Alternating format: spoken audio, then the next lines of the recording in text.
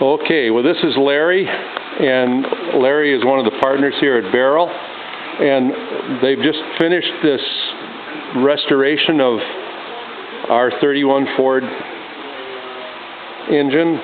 One of the things that I wanted to make available in this video is when the grandchildren and the children see this, they'll know a couple of things that are different about this engine compared to the old days. One of the things that you did is put hardened seats in now, correct? Correct. So it's now safe to run unleaded fuel. Unleaded fuel on this. Right. And one of the other things, I believe, is that we always had to use non-detergent oil with this. Is that still necessary? No, you can just use your regular 1030 oil in it. Yes. Okay, so that's what we put in there was 1030 oil, and it's a break-in oil in there, so which is good for, you know, this next summer's drive, or until you get 1,000 miles or so on it, and then. But I always recommend changing oil every year anyway on these old cars and stuff. Okay, that sounds good. Yeah. Anything else, Larry, that comes to your mind, or you, John? You guys did the work on this thing, and it looks beautiful. We did convert it over to adjustable lifters, so if you ever hear a valve noise, you can take the side cover off, and now you can readjust the valves without having to pull the head off. So we took and put the newer style adjustable lifters that Ford has available for them. And once they're set now, you can adjust them without having to do it the old school way of pulling the head off, pulling the valve out, butting off the tip of the valve, because that's the way they were originally done. Okay. But now we got it updated, so you can just take the side cover off or the tappet cover off, and you can adjust the valves anytime you have to.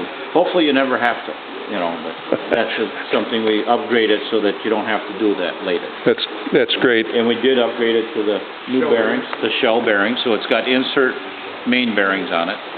Oh, so, okay.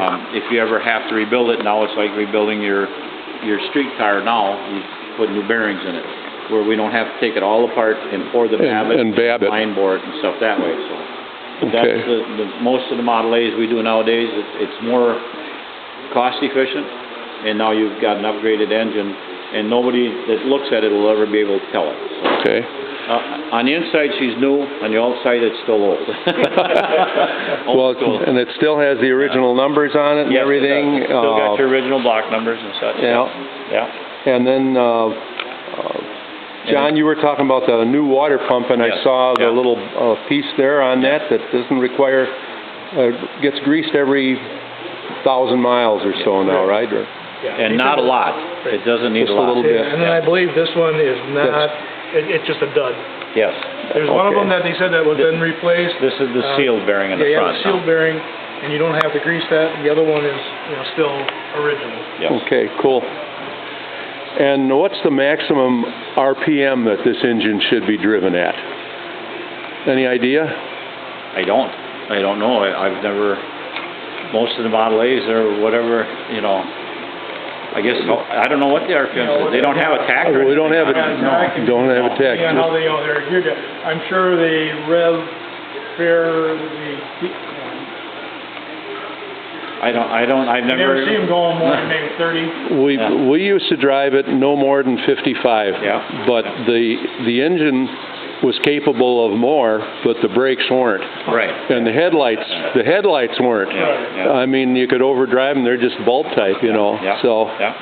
So just 35 miles an hour, I think, is a smart speed for this engine. Yeah.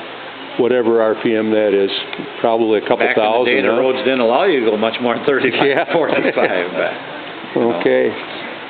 Yeah, it's a very sweet piece now. Well, thank you very much, both of you and Baril, for all your work on this. You guys are great. Thank you.